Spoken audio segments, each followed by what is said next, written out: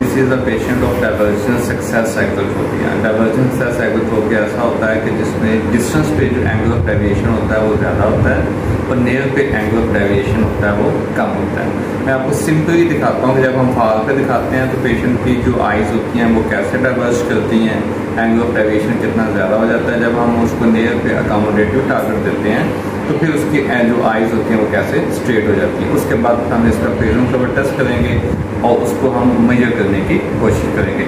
आपने सर सामने देखना, वो सामने बोर्ड पे ई लिखा नजर आ रहा है जी। ई को देखो, देखिए जैसे हमने पेशेंट को फार का टारगेट दिया है तो उसकी जो लेफ्ट आई है वो डाइवर्ज हो गई और एंगल ऑफ डेविएशन बहुत ज़्यादा है। यहीं पे हम इसका कवर टेस्ट करेंगे।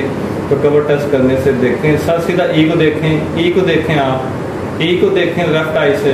ई को देखें, आप नहीं देख रहे हैं, आप नहीं देख रहे ई को। ई देखें, ये देखें हमने उसकी लेफ्ट आई को शूट किया तो राइट आई स्ट्रेट हो गई, लेफ्ट आई डेविएट हो गई है। अब हमने इसकी राइट आई को शूट किया तो जो लेफ्ट आई है वो स्ट्रेट हो गई है और राइट आई जो अंडर द कवर है वो डेविएट हो गई है। सामने ई देखें, इसी तरह हम लेफ्ट को करेंगे तो राइट स्ट्रेट हो गई है और राइट को किया तो लेफ्ट स्ट्रेट हो गया। This is a alternate exotropia. अब इसी पेशेंट को हम नियर का टारगेट देंगे और देखते हैं कि आईज जो है वो कैसे सेंटर में होती है। सर ये ओ लिखा हुआ है, ओ देखो, दोनों आंखों से देखो, दोनों आंखों से, दोनों आंखों से आप वीडियो में देख सकते हैं कि आईज फिक्सेशन लेने अंदर को आती है। ओ देखो, ये देखें दोनों आंखें स्ट्रेट हो गई हैं। अब हम पेशेंट को दूर दिखाते हैं। सर दूर देखें, ई को देखें, दूर दिखाया तो डेविएट हो गई हैं और नज़दीक दिखाया तो स्ट्रेट हो गई हैं। This is a pure example of divergence excess exotropia. अब ये वही पेशेंट है डाइवर्जेंस एक्सेस एक्सोट्रोपिया का। इसलिए अब हम एंगल ऑफ डेविएशन मेजर करते हैं प्रिज्म कवर टेस्ट के साथ, पीसीटी जिसे हम कहते हैं। पीसीटी से बेसिकली क्या होता है कि हम जो है वो total amount of deviation measure करते हैं, जिसमें ट्रोपिया भी आता है और फोरिया भी आता है। हम प्रिज्म रखने की पोजीशन ये होती है कि एपेक्स टुवर्ड डेविएशन, बेसिकली जिस साइड पे आपकी डेविएशन होगी एपेक्स जो है वो प्रिज्म की उस साइड पे जाएगी, जो बेस है वो उसकी ऑपोजिट साइड पे जाएगी। एक्सोट्रोपिया तो हम इसकी एपेक्स बाहर को रखेंगे। सर आपने ई को देखना है, ई देखें, ई देखें, ई देखें सर, ई देखें, ई देखें, ई देखें, ई देखें, ई देखें।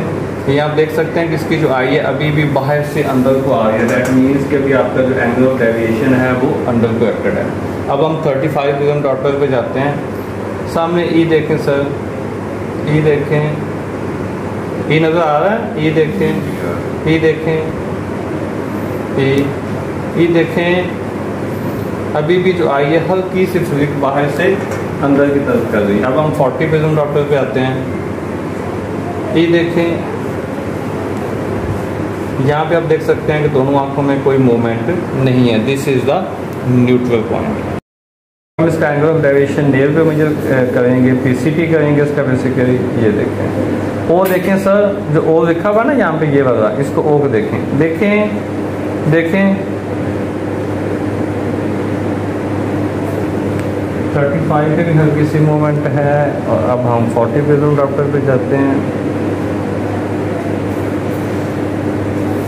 40 इज द न्यूट्रल पॉइंट। इस पेशेंट का हमने दूर पे जो एंगल ऑफ डेविएशन मेजर किया था वो भी 40 प्रिज्म डॉक्टर है, जो हमने नज़दीक पे मेजर किया वो भी 40 प्रिज्म डॉक्टर ही आया है। अब डाइवर्जेंस एक्सेस एक्सोट्रोपिया की 2 टाइप्स होती हैं, एक होता है ट्रू, एक होता है सिमुलेटेड। उसको मज़ीद वेरीफाई करने के लिए, कंफर्मेटरी टेस्ट करने के लिए हमने पेशेंट की आई को 40 मिनट के लिए पैच किया। वैसे जब हम पेशेंट को फास्ट पे दिखाते हैं तो उसका एंगल ऑफ डेविएशन बढ़ जाता है। जब नज़दीक पे दिखाते हैं तो उसका जो कंट्रोल होता है, कंट्रोल होने की वजह से उसका जो एंगल ऑफ डेविएशन होता है वो कवर्ड हो जाता है, ठीक है, या यू कैन से एक मास्क हो जाता है। तो जब हमने इसको नज़दीक पे फटीक करके एंगल ऑफ डेविएशन इसका मेजर किया था तो वो डिस्टेंस के इक्वल आ गया था, ठीक है। इसको मजीद कंफर्मेटरी टेस्ट करने के लिए कि ताकि इसकी जो फ्यूजन है वो ब्रेक हो जाए तो उसके लिए हमने पेशेंट को पैच किया है उसकी एक आई को पैच किया और पैच करने के 40 मिनट के बाद हम दोबारा इसका एंगल ऑफ डेविएशन मेजर करेंगे।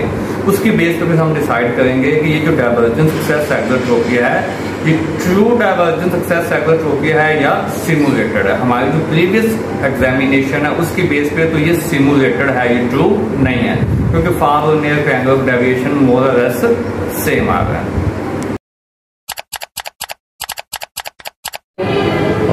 अब पैच रिमूव करने का मेथड ये होता है कि जब आपने पैच रिमूव करना है ना तो पहले पेशेंट की आई एक एक्सक्लूड कर लेनी है ताकि वो दोनों आंखें इकट्ठी यूज़ ना कर सके।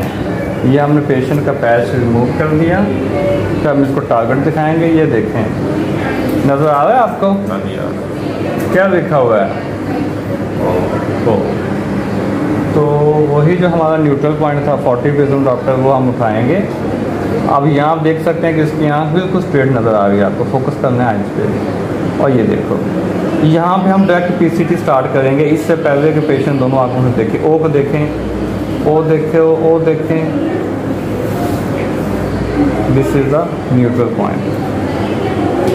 यहाँ पे कोई किसी किस्म की मूवमेंट नहीं है।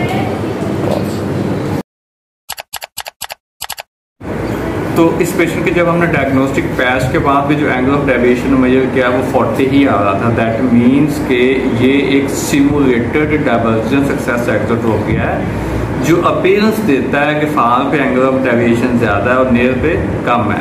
तो सम वो पेशेंट मैनेज करके फ्यूजन को यूज़ करके नियर पे एंगल ऑफ डेविएशन कंट्रोल कर लेता है, लेकिन जब वो फटीग्ड होता है तो फटीग होने से उसका जो एंगल ऑफ डेविएशन फिर मैनिफेस्ट हो जाता है। तो this is a example of simulated divergence success exotropia. ये ट्रू तब होता है जब इसका फार पे एंगल ऑफ डेविएशन ज़्यादा होता और नियर पे एंगल ऑफ डेविएशन कम होता।